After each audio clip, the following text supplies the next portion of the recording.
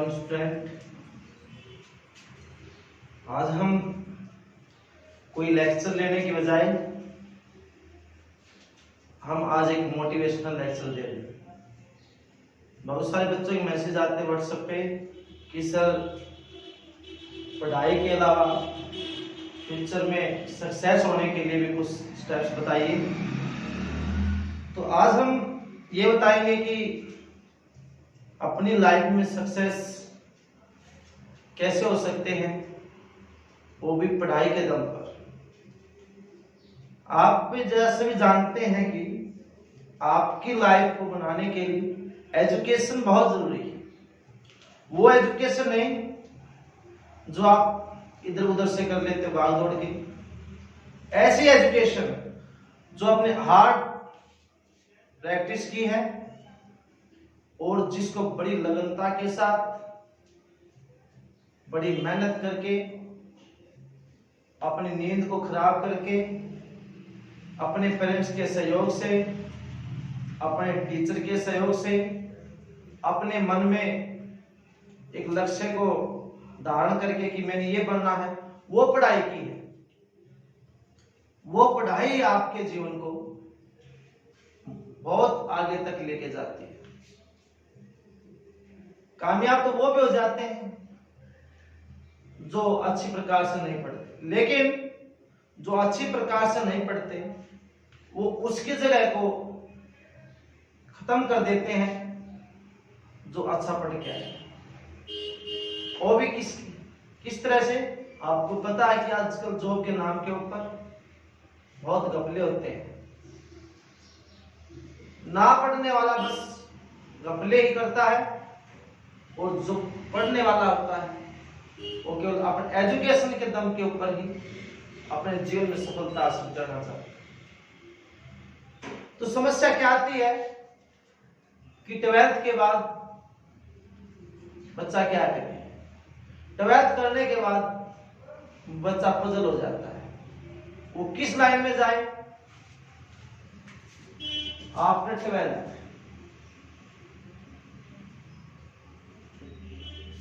आपको पता है कि आपके जीवन को बनाने के लिए 2 ईयर बहुत इंपॉर्टेंट है, 11th और 12th। कोई भी स्ट्रीम हो, आर्ट्स, कॉमर्स और साइंस, कोई भी स्ट्रीम हो, आर्ट्स, कॉमर्स, साइंस, सभी का अपने जगह बहुत ही इंपॉर्टेंट रोल है। स्ट्रीम कोई खराब नहीं होती, उसको खराब किया जाता है कि आप लोगों के द्वारा। स्ट्रीम को अच्छा बनाने के लिए भी क्या आर्ट वाले कोई अफसर नहीं बनते, क्या साइंस वाले अफसर नहीं बनते, क्या कॉमर्स वाले अफसर नहीं बनते। आर्ट वाले सोचते हैं कि साइंस वाले अफसर बनते हैं, साइंस वाले सोचते हैं कि आर्ट वाले आईएएस बन जाते हैं। ऐसी कोई बात नहीं, सब स्ट्रीम में आप अफसर बन सकते हैं। बस आपके माइंड में वो टारगेट होना चाहिए जो आपने प्राप्त करना है, चाहे वो आर्ट्स, चाहे कॉमर्स या साइंस। बस उसके लिए गाइडेंस बहुत जरूरी है और ऐसी गाइडेंस लीजिए जो आपके जीवन को आगे बढ़ाए। ऐसी गाइडेंस मत लीजिए कि जो आपकी लाइफ को खराब करते हैं। कुछ स्टूडेंट ऐसे होते हैं अपने दोस्तों के बहकावे में आकर अपनी लाइफ को खराब कर देते हैं। ऐसी चीज का हमने मोटिवेशन लेना चाहिए कि जो आपकी लाइफ को अच्छा बना सके। ऐसे टीचर का आपने सहयोग लेना चाहिए जो आपकी लाइफ को बना सके। तो उसके लिए हमें क्या करना है कि 12th के बाद हम क्या लें। 12th के बाद लेकिन वो अपनी इच्छा होती है उसको किस लाइन में जाना है, डॉक्टर लाइन में जाना है, सिविल लाइन में जाना है या कोई टेक्निकल में जाना है, नॉन टेक्निकल में जाना है। साइड सभी अच्छी होती है, बस पढ़ाने वाला और पढ़ने वाला दोनों का अच्छा कॉम्बिनेशन होना चाहिए। और उन कॉम्बिनेशन के साथ साथ पेरेंट्स का भी बहुत ही अहम योगदान होता है। और पेरेंट्स के साथ आपने भी उसके विश्वास को बना के रखना है। ये नहीं कि पेरेंट्स विश्वास करें और आप उनको धोखा देते हैं। मैं एग्जांपल देता हूं, मेरे पास 12th में लड़की थी नैन्सी, उसने अभी 12th के एग्जाम दिए हैं और कुछ समय में उनका परीक्षा परिणाम भी आने वाला है। उसके अंदर इतनी लगनता है, रात के 2 या 3 या 4 टाइम नहीं देखती वो, बस उसका लक्ष्य ऐसा है कि माँ बाप का नाम रोशन कैसे किया जाए, अपने जीवन को कामयाब कैसे बनाया जाए। लगातार कठोर मेहनत करती, बहुत कठोर मेहनत करती है। एग्जाम होने के बाद एक दिन भी उसने वेस्ट नहीं किया, कंटिन्यूसली उसने लगातार अपनी पढ़ाई को जारी रखा। और उनके पेरेंट्स ने भी और उस लड़की ने भी मेरे से कांटेक्ट किया कि सर अब क्या किया जाए। मैंने भी उनको सुझाव दिया कि पहले ये देखो कि लड़की के मन में क्या है, क्या करना चाहती है। क्यों, वो तो बच्चे हैं, बच्चे को इतना पता नहीं होता।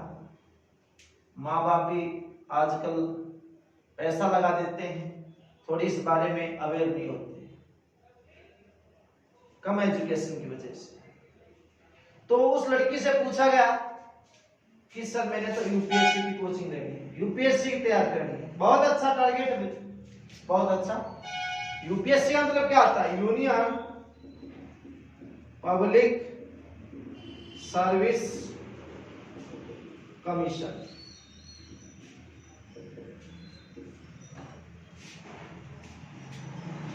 इस देश को चलाने के लिए किसकी आवश्यकता होती है? बड़े बड़े ऑफिसर की। और बड़े बड़े ऑफिसर इस देश को चलाते हैं। वो ऑफिसर किसके द्वारा ज्वाइन किए जाते हैं? यूपीएससी के द्वारा। देश का सबसे बड़ा टेस्ट किसका होता है? यूपीएससी का। और ये पढ़ने वालों के लिए मुश्किल नहीं होता, बच्चे क्लियर भी करते हैं। अभी श्रुति शर्मा ने क्लियर किया है, हम उनको बधाई देते हैं।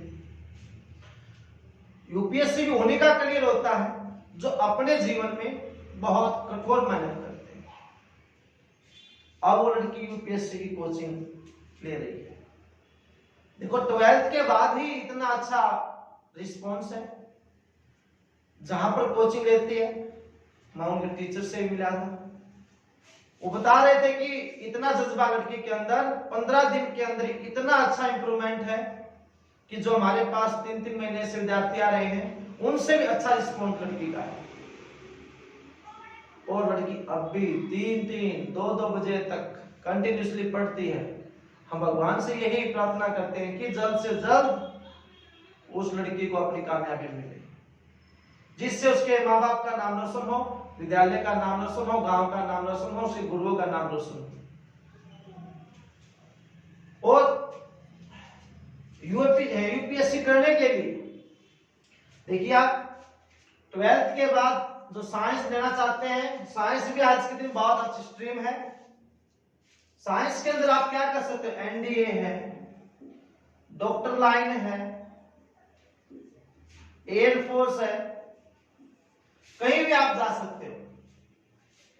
लेकिन तब जाया जाए जब आप कठोर मेहनत करोगे। एनडीए के अंदर भारत सरकार ने बहुत अच्छा प्रयास किया है। लड़कियों के लिए भी एनडीए की परीक्षा को लागू कर दिया गया, जो बहुत ही सराहनीय कदम है। उसके लिए क्या करना पड़ता है कि हमने लगातार कठोर मेहनत करनी पड़ती है। उसके लिए स्टूडेंट को मैथ, फिजिक्स, केमिस्ट्री और इंग्लिश, इनके ऊपर बहुत ज्यादा फोकस करना पड़ता है। 11th 12th में इतनी मेहनत करनी पड़ती है मैथ, फिजिक्स, केमिस्ट्री के अंदर कि आगे आने वाले समय में जब वो उस चीज की तैयारी करे, कोई भी समस्या उत्पन्न ना हो, सभी स्टेप फिंगर्स टिप्स पर क्लियर हो, तभी उसका एनडीए क्लियर हो सकता है। एनडीए बहुत बड़ी पोस्ट है, बहुत अच्छी पोस्ट है।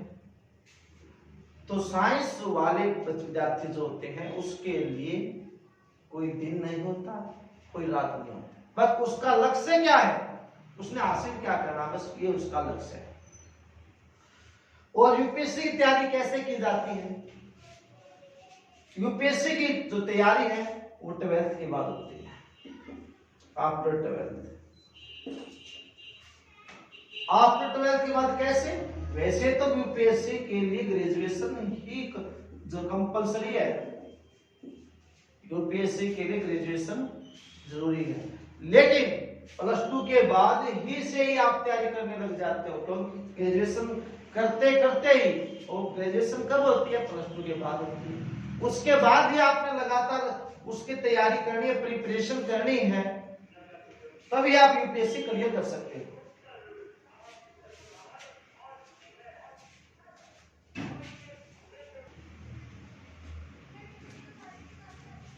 तो +2 के बाद कैसे? देखो हमने ग्रेजुएशन करना है, देखो साइंस वाले भी बनते हैं यूपीएससी के अंदर आईएएस ऑफिसर, कॉमर्स वाले भी बनते हैं, लेकिन किसी एक सब्जेक्ट के अंदर स्पेशलाइजेशन करना पड़ता है, तब आप आईएएस बन सकते हो। क्या साइंस वाले आईएएस नहीं बनते? बनते हैं, लेकिन एक सब्जेक्ट के अंदर हमने बहुत ही कड़ी मेहनत करनी पड़ती है। आपको पता है कि 12th के बाद बीए, बीएससी के 3 इयर्स होते हैं, ठीक है, ग्रेजुएशन के 3 ईयर होते हैं, और बीटेक में 4 ईयर होते हैं। तो उसमें हमने क्या करना होता है कि जो फर्स्ट ईयर है, फर्स्ट ईयर के अंदर 6 to 12 तो सारी एनसीईआरटी बुक है, जैसे हिस्ट्री है, पॉलिटी है, इकोनॉमी है, सोसाइटी है, इंडियन सोसाइटी में तो आई है, ठीक है। इनको हमने अच्छी तरह से स्टडी करना पड़ता है, बिल्कुल डीपली। अगर आपने बिल्कुल अच्छे से, बिल्कुल नियत के साथ आपने तैयारी करनी, और साथ में की बायोलॉजी को भी,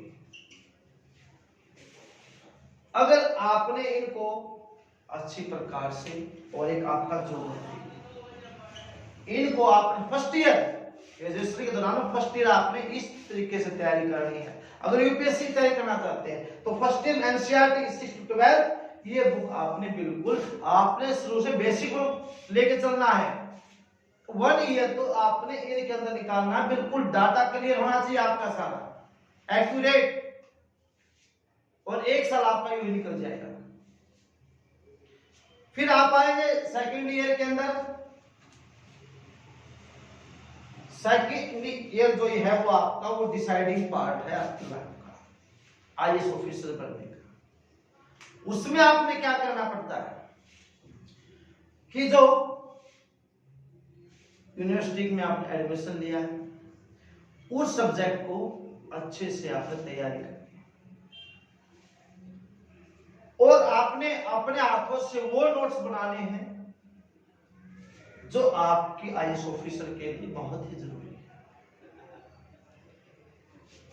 सेकेंड ईयर बहुत डिसाइडिंग पार्ट, जो आपने फर्स्ट ईयर में पढ़ लिया, 6 to 12 पढ़ लिया, वो सारा डाटा आपका क्लियर, नोट्स खुद राइटिंग करने, नोट मेकिंग बनाने आपने, ठीक है। इसके बाद थर्ड ईयर आता है। थर्ड ईयर में क्या है, आपने कोई ऐसा इंस्टीट्यूट ज्वाइन करना है जिसकी टेस्ट सीरीज हो, उस टेस्ट सीरीज को आपने पढ़ना है। और आईएएस बनने के लिए आपने सबसे इंपॉर्टेंट रोल होता है यूनिवर्सिटी का, इसका यूनिवर्सिटी का, यूनिवर्सिटी का फीस है, लेकिन मैं उनका नाम तो नहीं लूंगा, क्या पता कोई माना या केस कर दे। तो इसके अंदर क्या, यूनिवर्सिटी के अंदर हमने ये सबसे अहम रोल प्ले करती है अपना, किसके अंदर, यूपीएससी के अंदर हमने ऐसी यूनिवर्सिटी में एडमिशन लेना है जहां पर ग्रेजुएशन की पढ़ाई बहुत ही लगनता के साथ, कई यूनिवर्सिटी ऐसी हैं जहां क्लासेस नहीं लगती, बच्चे नहीं पढ़ते, प्रोफेसर भी नहीं पढ़ाते, आते हैं अपनी अटेंडेंस लगाई और भाग गए। बहुत सारी ऐसी यूनिवर्सिटी के अंदर एडमिशन लीजिए जहां पर आपके सब्जेक्ट को बड़े फोकस के साथ पढ़ाया जाता है। बहुत सारी यूनिवर्सिटियां हैं, डीयू है, इलाहाबाद यूनिवर्सिटी, बहुत अच्छी अच्छी यूनिवर्सिटी है, उनके अंदर एडमिशन लीजिए और वहां ऐसे ही साइंस स्ट्रीम में ऐसी यूनिवर्सिटी में एडमिशन मत लीजिए कि जहां पर साइंस वालों के लिए बहुत जरूरी है कि क्या करते हैं, वीक में 1 टाइम पीरियड लिया, 2 टाइम पीरियड लिया और भाग गए। और बच्चे क्या करते हैं, अपना ट्यूशन लगवाते हैं, अरे उनका टाइम ट्यूशन में चला गया, प्रिपरेशन कब करेंगे। तो ऐसी यूनिवर्सिटी के अंदर एडमिशन लीजिए जहां पर आपका पूरा फोकस पढ़ाई के ऊपर किया जाता है। आपकी पढ़ाई के साथ आपसे कनेक्शन ऐसे प्रोफेसर ऐसे होने चाहिए यूनिवर्सिटी के अंदर जो पढ़ाई को बिल्कुल अच्छे से कराएं। बहुत सारी यूनिवर्सिटी ऐसी हैं पढ़ाई के ऊपर फोकस नहीं करती। अच्छी यूनिवर्सिटी के अंदर एडमिशन तब होगा जब आप +1 और +2 अच्छे से पढ़ लेंगे, अच्छे मार्क्स आएंगे, अपने आप अच्छी यूनिवर्सिटी के अंदर अच्छे हॉस्टल के अंदर एडमिशन हो जाएगा। पढ़ाई ऐसी कीजिए जिसके ऊपर नाज हो, सिंपल पढ़ाई तो सब करते हैं। और आज के टाइम लड़कियों का बोलबाला है, लड़कियां बहुत ज्यादा टॉप कर रही है, चाहे वो कैसी प्रकार की परीक्षाएं हो, चाहे बोर्ड के एग्जाम हो या 12th के बाद की जो परीक्षा उनके एग्जाम हो या किसी भी जॉब के लिए एग्जाम हो, लड़की आज के लिए टॉप है। लड़के भी पढ़ते हैं लेकिन लड़कियों की तुलना में लड़के कम पढ़ते हैं। तो उनसे मेरी प्रार्थना है, रिक्वेस्ट है कि अपने लाइफ को सेटल करें। आगे इतनी बेरोजगारी हो जाएगी, लाइफ को सेटल करना बहुत ही मुश्किल होगा। तो आईएएस की तैयारी करें, एयरफोर्स की तैयारी करें, एनडीए की तैयारी करें, डॉक्टर लाइन की तैयारी करें, जिससे देश की सेवा हो सके। ऐसी ऐसी जॉब के अंदर जाइए और ऐसी के अंदर तब जाएगा जब आपके अंदर जुनून होगा, आपके पेरेंट्स को के सपनों को आपने साकार करना है। और सुबह जल्दी उठोगे तो पढ़ाई अच्छी होगी, सुबह उठने से पढ़ाई अच्छी आती है। और सुबह के टाइम में क्यों पढ़ना चाहिए अच्छा, क्योंकि आपके पास फोन होता है, सुबह किसी का फोन नहीं आता, मैसेज नहीं आते, कोई शोर शराबा नहीं होता, बिल्कुल शांत माहौल में पढ़ते हैं। और ऐसा फोन में अलार्म लगाइए और अलार्म को इतनी आवाज तेज कि आपको उसे चिढ़ हो। और सुबह जब उठोगे तो शाम को आपने फोन अपने से दूर रख के सोना है, ताकि वो इतनी तेज आवाज करे जिससे आपको गुस्सा आए, आप उसको उठने के लिए उसको बंद करना पड़ेगा कि ताकि नींद खराब ना हो। फिर आप उठोगे, उसके तुरंत बाद ही अपना मुंह धोके पढ़ाई स्टार्ट करो। सुबह इतनी पढ़ाई मस्त होती है कि सुबह का याद करोगे तो कभी भूलते नहीं। तो सुबह का बहुत जरूरी होता है पढ़ाई के। आपके माँ बाप ने वो सपने सजोए हैं जिसकी आपको आशा है कि मेरी भी यही उम्मीद है, माँ बाप की यही उम्मीद है। तो मैं लास्ट में यही बात कहना चाहता हूँ कि अपने लाइफ को सेटल होने में, अपने माँ बाप का नाम रोशन होने में आपका बहुत ही रोल अहम होता है। तो आपकी पढ़ाई कंटिन्यूसली जारी करने के लिए कड़ी मेहनत करते रहिए। Thank you.